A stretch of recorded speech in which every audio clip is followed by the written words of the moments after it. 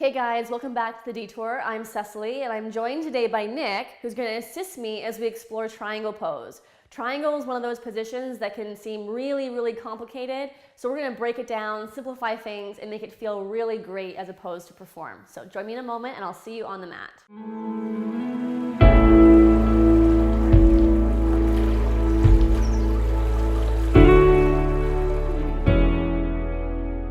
All right, so with triangle pose, we want to make sure that the person that we're working with, or if we're doing this in our own body, that we have some sense of what's happening in the pelvis to begin with.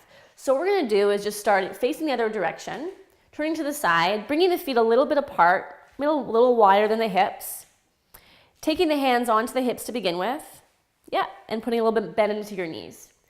And now isolating the pelvis, just do a couple tips forward back, so tucking the tailbone under, and then lifting the tailbone up. And do that 3 or 4 times.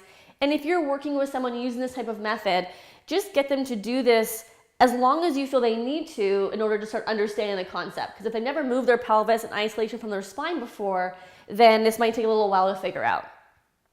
So this is looking pretty good. Let's try and keep the spine fairly upright. And now rather than going just forward back, change the next one to go lifting into the right hip. So you're gonna hike up that right side. And then switch and hike up the left side. Nice. And as the teacher, what I'm looking at here is, can we maintain the upper body and keep it in one place and just isolate the pelvis? That's better. So just by holding onto those shoulders, he's feeling, is it possible to bring the pelvis into movement without the whole body tilting to one side and then the other? All right, good. So let's leave that, turn back to face the front here and step the feet a little bit more like a leg's distance apart. All right, go a little bit wider, okay? And now with a little bit of a bend in the knees again, can the pelvis move? Tucking under, lifting out, and then hiking up the right, hiking up the left. And then like before, I'm just gonna keep my hands on the shoulders to try not to move from here, and just to move the hips, okay? So then come back to what feels like the center position. Okay, turn the right toes in, left toes will turn out. When we look at the feet, I'm lining up the heels, but then turn your body to face that long edge of the mat again. So we initiate the position here from getting the pelvis to tip toward that left leg, and then come back out of the tip and go again. So even with your own body, feeling that left hip bone drop down, and then lift back up again. One more time, drop it down and keep it there. And then allow that left hip to keep falling and let your spine hinge over to that left side. Good. So the left hand's gonna come down toward the shin.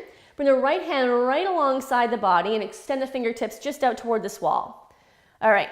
So then from here, finding a little bit more external rotation this top shoulder. So the palm's gonna start to turn forward, and we're gonna feel some activation here in the back of that shoulder blade.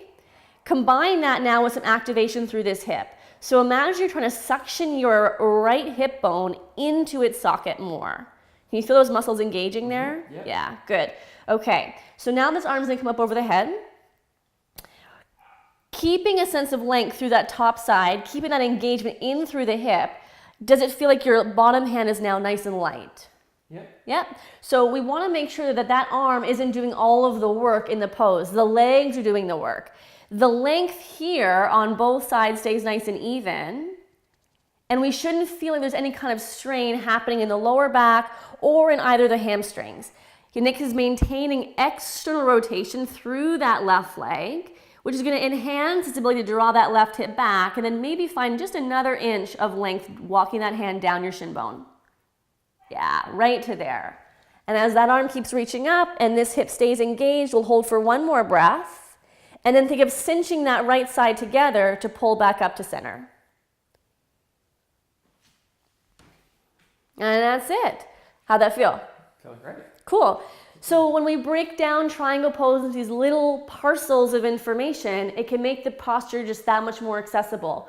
The pose doesn't have to have an ideal or perfect form. It's just about what that person's feeling. So if we can make triangle pose with that nice sense of length and activation through the side body, it's one of the few opportunities within the traditional practice that we have to really get that side body involved. So I encourage you to keep this pose in your practice, but explore it through the lens. There's lots of options. Thanks for helping me today. You're welcome. I look forward to seeing all of you next time as we follow the detour together.